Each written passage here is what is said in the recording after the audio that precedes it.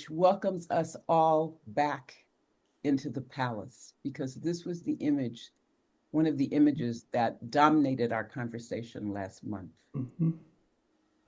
And so it's here to let us know that in this space, we are surrounded by elegance and harmony, and that the elegance and the harmony that we carry individually and together is influencing our wisdom conversations today.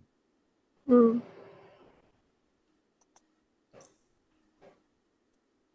As well, our shared inquiry about the focus of today's wisdom conversations is really coming to us from a place of release, because this was another card that was very dominant in last month's conversation. Mm-hmm.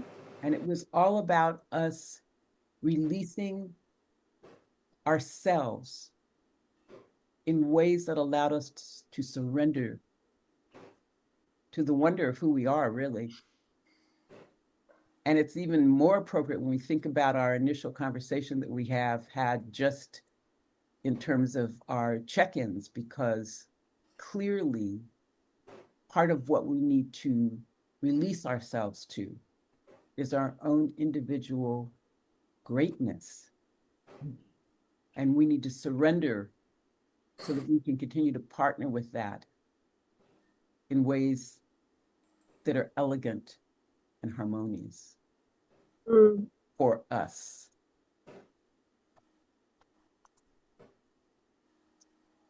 This image, the elemental interactions, was another dominant theme, because our gatherings are all about co-creative relationships. Mm-hmm.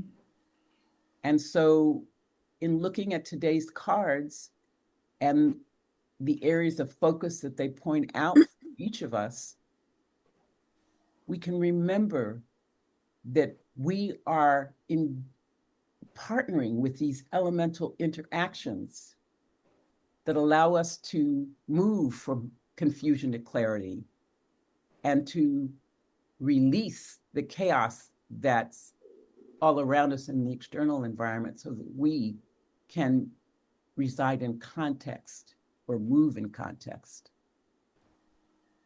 And that we can also surrender to not needing to be in control, so that we can actually be in our own creativity.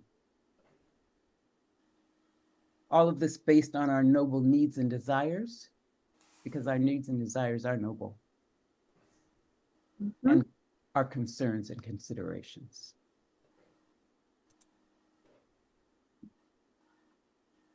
Another theme that came up in last month's conversation was this whole notion of how we are ancient maps, and we have been following an ancient map together.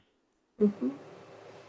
So when we think of the first card that you selected, what does it say that it wants us to focus on for ourselves, either in today's conversation or maybe it's even in future conversations, because we'll decide together what we'll look at fully today. And what does the second card say about why that focus could be pivotal for us? And then, of course, what does the relationships of the two cards say about our selection for today's focus for ourselves? So that's our wayfinding adventure today.